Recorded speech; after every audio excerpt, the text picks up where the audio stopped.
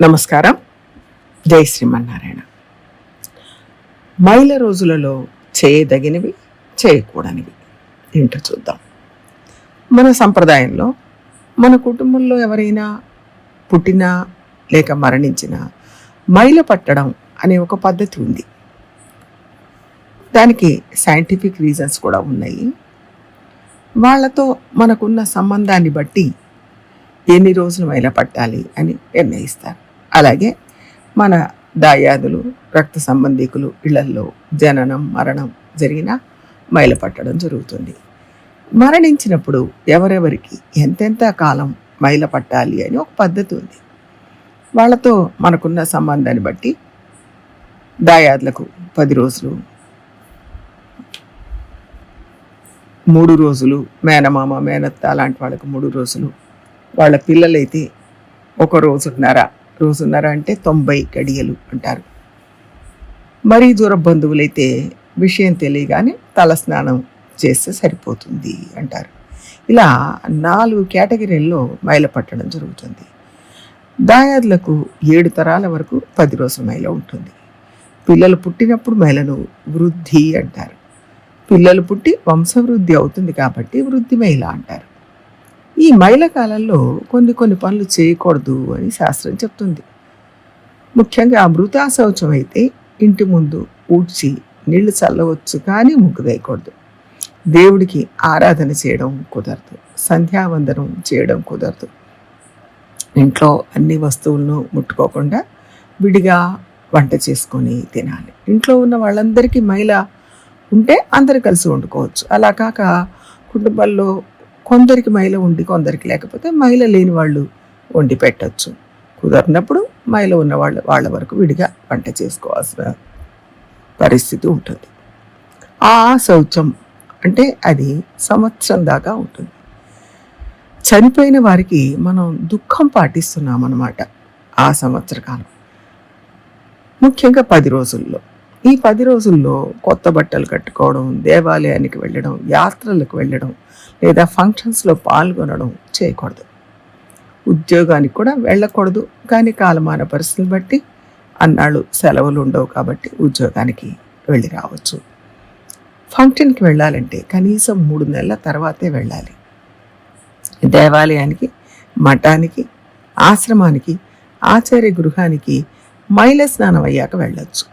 10వ రోజు తర్పణం చేసి మరుసటి రోజు ఉదయం తలస్నానం చేస్తే అప్పటికి మైల పూర్తవుతుంది. ఆ తర్వాత వెళ్ళొచ్చు. వాస్తవానికి మైల తీరాక ఒక నదిలో కానీ చెరువులో కానీ అంటే పారే నీళ్లలో స్నానం చేయాలి. అప్పుడే మైల పోతుంది అంటారు. ఆ తర్వాత జంధ్యం మార్చుకోవాలి. మన బంధువులు కాకుండా ఎవరైనా చనిపోయినప్పుడు మృత శరీరం ఉండగానే వెళ్ళి చూసి వచ్చినా లేక శ్మశానానికి వెళ్ళి వచ్చినా అప్పుడు కూడా నదిలో స్నానం చేయాలి, జంధ్యం మార్చుకోవాలి. ఇవన్నీ ఈ రోజుల్లో చెల్లుబాటు అవుతాయా అని అడగొచ్చు.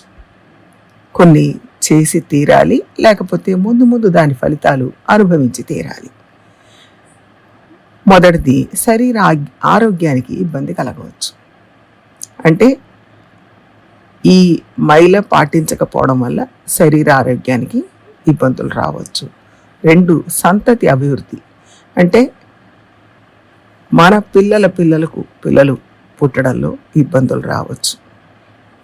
కానీ ఖచ్చితంగా ఇబ్బందులు ఏర్పడతాయి. ఈ రోజుల్లో పిల్లలు పుట్టలేదు, పెళ్ళిళ్ళు కాలేదు అని జాతకాలు తీసుకొని చూపించుకోవడానికి వెళ్తారు. అక్కడేం చెప్తారు, ఈ జాతకునికి పితృశాపం ఉంది, 3 తరాల క్రితం పితృక్రియలు చేయలేదు, చేసిన విధి విధానంగా చేయలేదు అని చెప్తారు. సరే, వాళ్ళు అప్పుడేం చేశారో ఏం చేయలేదో దానికి ఏమైనా పరిహారం ఉంటే చేయడం తప్ప మనం ఇప్పుడు తర్కించుకుంటూ కూర్చోలేము. ఇప్పుడు మనం చేయకుండా ఉంటే ఈ పాపాన్ని, శాపాన్ని మనం ముందు తరాలకు అంటగట్టిన వాళ్ళం అవుతాం. ఆస్తులు వచ్చినా రాకున్నా శాపాలు, పాపాలు తప్పక వచ్చి తీరుతాయి. అందుకే మనం ఇప్పుడు ఏం చేయాలో తెలుసుకొని దాన్ని శ్రద్ధగా చేయడం వల్ల ముందు తరాలకి ఈ ఇబ్బందులు ఉండవు. పంచాంగంలో ఈ మైల వివరాల పట్టిక ఉంటుంది. అది చూసి తెలుసుకోవాలి, లేదా పెద్దలను అడిగి తెలుసుకోవచ్చు. ఎవరెవరికి ఎంతెంత మైల పట్టాలి అని. మేనమామ మేనత్త అయితే 3 రోజులు ఉంటుంది, వాళ్ళ పిల్లలైతే రోజున్నర, దాయాదులు అయితే 10 రోజులు, ఇలా రకరకాలుగా ఉంటాయి. ఇంకోటి, ఈ 10 రోజుల్లో లేక మైల పాటించే రోజుల్లో ప్రత్యేక అలంకారాలు చేసుకోవడం, ఇంట్లో పండుగలు చేసుకోవడం, స్వీట్లు చేసుకొని తినడం, కొత్త బట్టలు కట్టుకోవడం,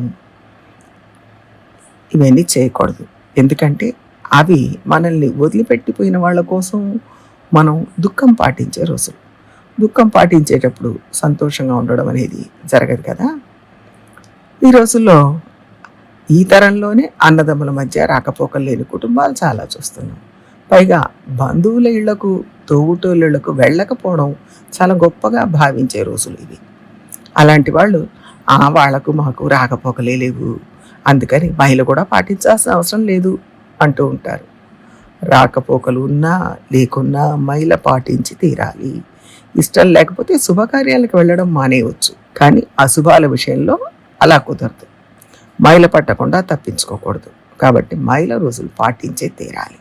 ఇంకొక విషయం, కొంతమంది ఏదో కారణంతో తప్పిపోతుంటారు లేదా ఇంట్లోంచి వెళ్ళిపోతారు. వాళ్ళ గురించి ఇది తెలియదు మనకు. అప్పుడేం చేయాలి అంటే, వాళ్ళు ఉన్నట్ట లేనట్ట అంటే దానికి శాస్త్రం కొంత కాల నిర్ణయం చేసింది. 12 ఏళ్ల దాకా చూసి అప్పటికి వాళ్ళ ఆచూకి ఏమీ తెలియకపోతే వాళ్ళకి శ్రాద్ధం చేసేయవచ్చు, అంటే లేనట్టుగానే లెక్క అని శాస్త్రం చెప్తుంది. ఒక్కొక్కసారి ఇంట్లో పిల్లలకు పెళ్ళిళ్ళు ఏర్పాటు చేసుకుంటాం. తీరా ఇంట్లో ఉన్న పెద్దవాళ్ళు ఎవరో ఆ సమయానికి, అంటే పెళ్ళికి ఇంకో నెల సమయం ఉందనగా వీళ్ళు చనిపోతారు. ఈ చావుకి పెళ్ళికి మధ్య నెల కూడా తేడా ఉండదు. అప్పుడేం చేయాలి అని సందేహం వస్తుంది. వాస్తవంగా అంటే టెక్నికల్గా చూస్తే సంవత్సరం దాకా పెళ్లి చేయకూడదు. ఎందుకంటే సంవత్సరం దాకా రోజు నిత్యకర్మ పాటించాలి, చెయ్యాలి. ఆ తర్వాత సపిండీకరణ చేయాలి. కానీ ఇప్పుడు అంతకాలం ఆగలేమని సంవత్సరం పాటు నిత్యకర్మలు చేయడం సాధ్యం కాదని చాలామంది 12వ రోజు సపిండీకరణం చేసేస్తున్నారు.